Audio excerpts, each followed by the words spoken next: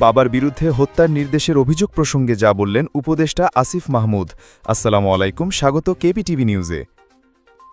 কুমিল্লার মুরাদনগরে মা ছিলে মেয়েকে হত্যার নির্দেশদাতা অভিযোগ করে অন্তর্বর্তী সরকারের উপদেষ্টা আসিফ মাহমুদ সজীব ভুইয়ার বাবা বিল্লাল মাস্টারকে গ্রেফতারের দাবি তোলা হয়েছে।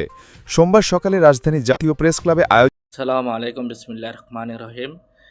গেগা মুরাদনগর গেগা থানার গেগ উপদেষ্টা গেগ আসিফ মাহমুদের বাবা গেগা গেগে নেককারজনক গেগা কাজ করেছে। গেগা এমপি থেকেও গেগা হার মানায় যে গিয়ে দাপট দেখাচ্ছে, যে গিয়ে কাজ করছে।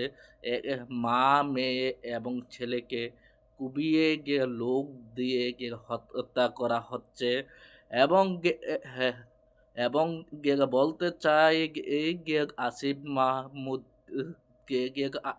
তোমাকে কাটায় গিয়ে উপদেষ্টা বানাচ্ছে জনগণ এবং দেশের মানুষ এবং প্রবাসীরা। হ্যাঁ, আমরা কখনো এটা চাই নাই তোমার তোমার মাঝে এরকম ঘটনা ঘটবে, তুমি তোমার বাবাকে দিয়ে এরকম সন্ত্রাসগিরি করাবা বাংলার মাটিতে। এবং ডক্টর ইউনূস স্যারকে বলতে চাই, আসিফ মাহমুদকে এবং আসিফ মাহমুদ বাবা বিল্লাল হোসেনকে অতি তাড়াতাড়ি গ্রেপ্তার করা হোক, আইনের আওতায় আনা হোক। দেখলে বুঝতে পারবেন। বাবার বিরুদ্ধে হত্যার নির্দেশের অভিযোগ প্রসঙ্গে যা বললেন উপদেষ্টা আসিফ মাহমুদ। আসসালামু আলাইকুম, স্বাগত কেপিটিভি নিউজে। কুমিল্লার মুরাদনগরে মা ছিলে মেয়েকে হত্যার নির্দেশদাতা অভিযোগ করে অন্তর্বর্তী সরকারের উপদেষ্টা আসিফ মাহমুদ সজীব ভুইয়ার বাবা বিল্লাল মাস্টারকে গ্রেফতারের দাবি তোলা হয়েছে।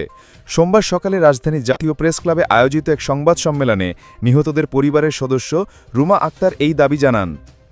এর প্রেক্ষিতে এই ট্রিপল মার্ডার নিয়ে নিরপেক্ষভাবে উভয় পক্ষের বক্তব্য নিয়ে ফ্যাক্ট ভিত্তিক অনুসন্ধানী প্রতিবেদন করতে গণমাধ্যমের প্রতি আহ্বান জানিয়েছেন উপদেষ্টা আসিফ মাহমুদ সজীব ভুইয়া।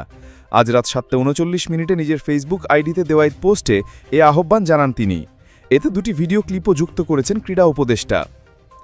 আসিফ মাহমুদ সজীব ভুইয়া ফেসবুক পোস্টে লেখেন, মুরাদনগরে ট্রিপল মার্ডারের ঘটনায় আজ প্রায় 1.5 মাস পর সংবাদ সম্মেলনে স্ক্রিপ্ট পড়ে আমার বাবার গ্রেফতার চাইলেন সেই পরিবারের একজন। অথচ কিছুদিন আগে বাংলা ভিশনে প্রচারিত রিপোর্টের সাক্ষাৎকারও তিনি বলেছেন, যেহেতু আসামিরা গ্রেফতার হচ্ছে না সেহেতু উপদেষ্টার বাবা জড়িত থাকলেও থাকতে পারে, যদিও প্রায় 9 জন আসামি গ্রেফতার হয়েছে। উপদেষ্টা আসিফ মাহমুদ আরও লেখেন, সংযুক্ত প্রথম ভিডিওটি আজ স্ক্রিপ্ট পড়ে গ্রেফতার চাওয়া ভিকটিমের, যেখানে তিনি বলছেন উপজেলা বিএনপির যুগ্ম আহ্বায়ক এবং সাবেক ইউপি চেয়ারম্যান শাহ আলমের বাসায় মিটিং করে হত্যার পরিকল্পনা করা হয়। অবাক করা বিষয় হল আজকের সংবাদ সম্মেলনে তার বিচার চাওয়া হয়নি। আসিফ মাহমুদ সজীব ভুইয়া উল্লেখ করেন, দ্বিতীয় ভিডিওতে মার্ডারের স্ত্রী ও 2 সন্তান হারানো বাবা বলছেন, ঘটনার পর থেকেই উপদেষ্টা ও তার বাবার নাম মামলায় দিতে এবং মিডিয়ায় বক্তব্যে বলতে চাপ ও প্ররোচনা দিচ্ছেন স্থানীয় বিএনপির নেতারা। জুলাই গণঅভ্যুত্থানের নেতৃত্ব দানকারী আসিফ মাহমুদ সজীব ভুইয়া আরও উল্লেখ করেছেন, আজ স্ক্রিপ্ট লিখে সেটা পড়ানো হলো এবং যেই ট্রিপল মার্ডারের পরিকল্পনা হলো বিএনপি নেতার বাসায়, তার দায় দিয়ে গ্রেফতার চাওয়া হলো বাবার। আমাদের ফাঁসানোর প্ররোচনায় পুরো পরিবার সায় না দিলেও একাংশ সায় দিল।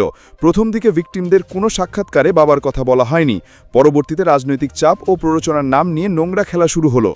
গণমাধ্যমের প্রতি অনুসন্ধানী প্রতিবেদন করার অনুরোধ জানিয়ে ক্রীড়া উপদেষ্টা আসিফ মাহমুদ সজীব ভুইয়া লেখেন, আমি বাংলাদেশের যে কোনো টিভি কিংবা পত্রিকাকে আহ্বান জানাচ্ছি, নিরপেক্ষভাবে দুপক্ষের বক্তব্য নিয়ে ফ্যাক্ট ভিত্তিক অনুসন্ধান করুন। এলাকায় যান, এলাকাবাসীর কথা শুনুন, আমাদের কাছে থাকা তথ্য উপাত্তগুলো দেখুন। ট্রিপল মার্ডার সহ যেসব অভিযোগ একপাক্ষিকভাবে বাংলা ভিশনের রিপোর্টে আনা হয়েছে, প্রতিটি যে মিথ্যা ফ্রেমিং, এর প্রমাণ পেয়ে যাবেন। সংবাদ সম্মেলনে রুমা আক্তারের বক্তব্য। মুরাদনগরে মা ছেলে মেয়েকে হত্যার নির্দেশদাতা হিসেবে অন্তর্বর্তী সরকারের উপদেষ্টা আসিফ মাহমুদ সজীব ভুইয়ার বাবা বিল্লাল মাস্টারকে গ্রেফতারের দাবি জানিয়ে নিহতদের পরিবারের সদস্য রুমা আক্তার সংবাদ সম্মেলন করেন। এতে তিনি দাবি করেন, ভুক্তভোগী হওয়া সত্ত্বেও ন্যায় বিচার থেকে তাদের বঞ্চিত করা হচ্ছে। বিচারের পাশাপাশি নিজের পরিবারেরও নিরাপত্তা চেয়েছেন তিনি। সংবাদ সম্মেলনে রুমা আক্তার বলেন, বিচার চাওয়ার তো অধিকারই নেই, উল্টো নিজের জীবন বাঁচাতে পালিয়ে বেড়াতে হচ্ছে। কারণ এই হত্যাকাণ্ডের শুরু থেকে মদত দিয়েছেন বর্তমান অন্তর্বর্তী সরকারের প্রভাবশালী উপদেষ্টা আসিফ মাহমুদ সজীব ভুইয়ার বাবা বিল্লাল মাস্টার। তার প্রভাব এবং সাহসে এমন হত্যাকাণ্ড চালিয়েছেন শিমুল চেয়ারম্যান ও তার দোসরেরা। রুমা আক্তার দাবি করেন, প্রথমে আমার মাকে হত্যার পরিকল্পনা করা হয়, পরে ছেলে মেয়ে বিচার চাইতে পারে এমন চিন্তা করে পরিবারকে সবাইকে মেরে ফেলার সিদ্ধান্ত নেওয়া হয়। কান্নাজারিত কণ্ঠে রুমা আক্তার বলেন, আমার মা একটি বিল্ডিং নির্মাণ করার কারণে স্থানীয়দের সঙ্গে হিংসা শুরু হয়। শিমুল চেয়ারম্যান চেয়েছিল আমাদের বিল্ডিং তার মাধ্যমে কন্ট্রাক্ট দিয়ে তার লোকদের দিয়ে কাজ করাতে। আমার মা তা করেননি, কারণ আমার বাবা ভাই বিদেশ থেকে অল্প অল্প টাকা পাঠিয়েছে। আমার মা সহ আমরা 3 বোন 2-1 মিস্ত্রি রেখে আস্তে আস্তে কাজ করিয়েছি। সেজন্য শিমুল বিল্লাল কয়েকবার চাঁদা নেওয়ার জন্য আমার মায়ের কাছে লোক পাঠায়। চাঁদা না দেওয়ায় আমাদের বাড়ির গ্লাস কারেন্টের লাইন কেটে ফেলা হয়। এ নিয়ে কুমিল্লা ডিবি অফিসে একটি অভিযোগও দায়ের করা হয়। রুমা আক্তার আরও দাবি করেন, হত্যাকাণ্ডের একদিন আগে মোবাইল চুরির ঘটনা নিয়ে হট্টগোল শুরু হয়। একজনের ঘরে মোবাইল চুরির ঘটনায় আমাদের বাড়ির পাশের দোকানে একটি ছেলেকে বেধড় মারধর করা হয়। অভিযুক্ত ছেলের বাবা কোনোভাবে ছেলে বাঁচাতে না পেরে আমার মায়ের কাছে সাহায্য চায়। তখন আমার মা ঘটনাস্থলে গিয়ে বলেন, চোর মরে গেলে আমরা আশেপাশে সবাই ফেসে যাব, হয় তাকে ছেড়ে দাও না হলে পুলিশে দাও। এ কথা বলার সাথে সাথেই সেখানে থাকা বাচ্চু মেম্বার শরীফ আসিফ সহ সবাই আমার মাকে উদ্দেশ্য করে বলে, তুই চোরের পক্ষ নিস, তুই নিজেও চোর। পরে আমার ভাই ঘটনাস্থল থেকে মাকে উদ্ধার করে। অভিযুক্ত ছেলের বাবা থানায় অভিযোগ করলে বাচ্চু মেম্বার সহ অন্যান্যরা আমার মাকে সন্দেহ করে। রুমা আক্তার বলেন, এরপর 2 জুলাই রাতে শিমুল চেয়ারম্যান আনু মেম্বার মতিন সহ কয়েকজনের উপস্থিতিতে রবিউল ও শরীফের আহ্বানে এক গোপন বৈঠকে আমার মাকে মেরে ফেলার সিদ্ধান্ত নেওয়া হয়। এখানে বেশ কিছু টাকাও লেনদেন হয়। পরে রুমা আক্তার সংবাদ সম্মেলনে হত্যার বিস্তারিত বর্ণনা তুলে ধরেন। পাশাপাশি হত্যা পরবর্তী হত্যাকারীদের আশ্রয় প্রশ্রয় দেওয়া, প্রভাব বিস্তার, নির্যাতন, ভয় দেখানো সহ নানা অনিয়মের ঘটনা তুলে ধরেন। সংবাদ সম্মেলনে দেওয়া বক্তব্যের বাইরে পরিবারের কারো বক্তব্য কোনো গণমাধ্যমে প্রকাশিত হলে তা উপদেষ্টা আসিফের চাপের ফলে হবে বলে বিবেচনা করার জন্য সতর্ক করেন রুমা আক্তার। একটুক্ষণ সঙ্গে থাকার জন্য ধন্যবাদ। পরবর্তী খবর দেখতে আমাদের ইউটিউব চ্যানেলটি সাবস্ক্রাইব করুন, লাইক কমেন্ট শেয়ার করুন এবং ফেসবুক পেজ থেকে দেখলে পেজটি ফলো করুন, লাইক কমেন্ট শেয়ার করুন। ধন্যবাদ। আসসালামু আলাইকুম। আপনারা সবই দেখছেন, সবই শুনছেন। এবং এবং এবং আসিফ মাহমুদের বাবা বিল্লাল হোসেন কি নেক্কারজনক ঘটনা করছে।